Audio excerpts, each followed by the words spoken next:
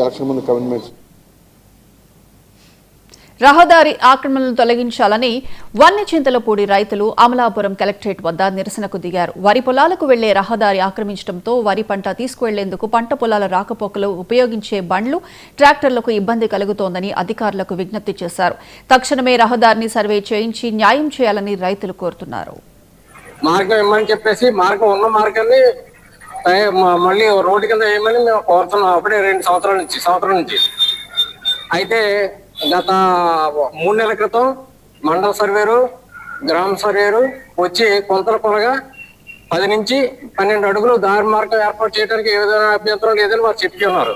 అయితే ఒక రైతు ఎర్రంజెట్టి వీరభద్రరావు గారు ఉప సర్పంచ్, ఆయన ఒక్కడు మాత్రమే అబ్జెక్షన్ పెడుతున్నాడు.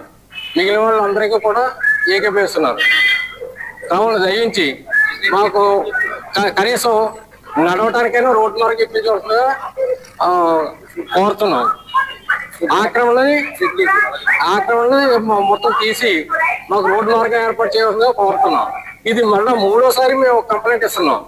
గత కలెక్టర్ ఉండగా అయింది, మళ్ళీ ఇప్పుడు కలెక్టర్కి ఈరోజు మా రైతులందరం వచ్చి సమర్పించడం జరిగింది.